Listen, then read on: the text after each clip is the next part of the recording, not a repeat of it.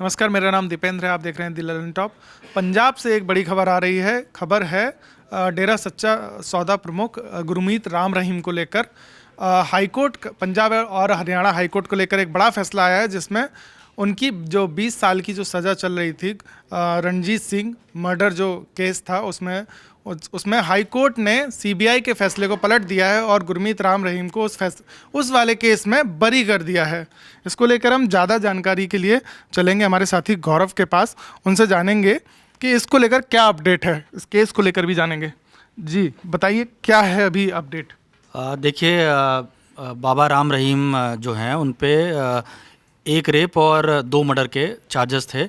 तो जो 2 मर्डर के चार्जेस थे वो थे, एक डेरा के मैनेजर थे रणजीत सिंह, उनकी हत्या का मामला था, और दूसरा एक पत्रकार हैं छत्रपति रामचंद्र छत्रपति, तो उनकी मर्डर के दोषी पाए गए। तो रामचंद्र छत्रपति वाले मामले में तो कोई फैसला नहीं आया। ये फैसला आया है जो डेरा मैनेजर हैं रंजीत सिंह, उनके मामले में। 2002 का मामला है जी।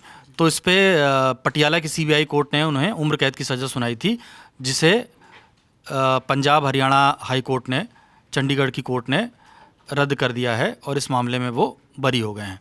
लेकिन बाकी मामले जो है उसमें अभी उन्होंने जो अपील की है उस पर सुनवाई होना बाकी है। इसका मतलब कि वो रोहतक के जो सुनारिया जेल में हैं वो वहीं रहेंगे। तो इस केस में जो बाकी आरोपी थे, क्योंकि कुल 5 आरोपी थे, उनका क्या हुआ अभी? देखिए, अवतार सिंह, कृष्णलाल, जसवीर सिंह और सबदिल सिंह, ये 4 और आरोपी थे, उनके साथी थे, जिन पे आरोप थे कि उन्होंने रणजीत सिंह की हत्या की है और इस मामले में उनको भी बरी किया गया है। तो कुल मिला के राम रहीम और प्लस उनके 4 जो सहयोगी हैं जिन पे ये आरोप थे, उन सबको बरी कर दिया गया है। ये पूरा मामला क्या है? ये हत्या कैसे हुई, कब, मतलब क्या इस घटनाक्रम था इसका, इसके बारे में अगर आप थोड़ी सी जानकारी दे पाएँ।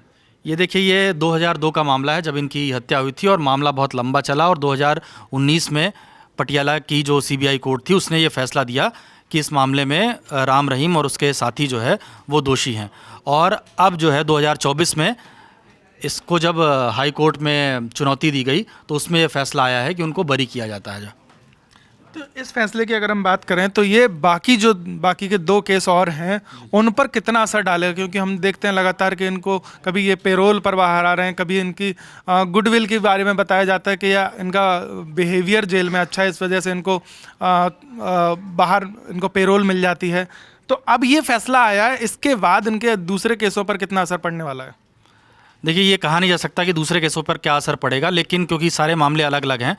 लेकिन जो आप ये कह रहे हैं, ये आरोप लगातार राम रहीम पे लगते रहे हैं, क्योंकि वो डेरा सच्चा सौदा नाम के ही जो डेरा है उसके प्रमुख रहे हैं। और आरोप ये लगता है कि चुनावी फ़ायदे के लिए, क्योंकि वो एक बड़े इलाके में असर रखते हैं, तो जब भी हरियाणा और में चुनाव होते हैं या आसपास कोई चुनाव होते हैं तो सवाल ये उठाया जाता है कि उस चुनाव के ठीक पहले जो है उनको पैरोल मिलती है, और कई बार वो वहाँ से छूट कर आते हैं, यूपी में अपने आश्रम में जाते हैं, और कई तरह के विवाद जो है देखे हैं हमने कि कोई मेयर जो है या कोई नेता जो है उनके कार्यक्रमों में पहुँचता है और वहाँ नज़र आता है। तो ये जो आरोप लगते हैं उनको बल मिलता है कि क्या उनको सियासी फ़ायदे के लिए क्या कुछ छूट दी गई है।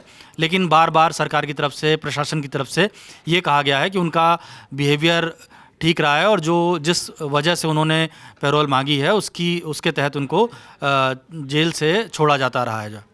जी, तो फिलहाल अपडेट यही है कि डेरा सच्चा सौदा के प्रमुख गुरमीत राम रहीम, जो रणजीत सिंह मर्डर केस, जो डेरा प्रबंधन समिति के जो मुखिया थे, उनकी हत्या में इन पर आरोप था। इनके साथ 4 और आरोपी हैं जिनको अब हाईकोर्ट ने, पंजाब हरियाणा हाईकोर्ट ने बरी कर दिया गया है। इस खबर को लेकर हमारी नज़र बनी हुई है, इस पर जो भी अपडेट आएगा हम आप तक ज़रूर पहुंचाएंगे। देखते रहिए द ललन टॉप।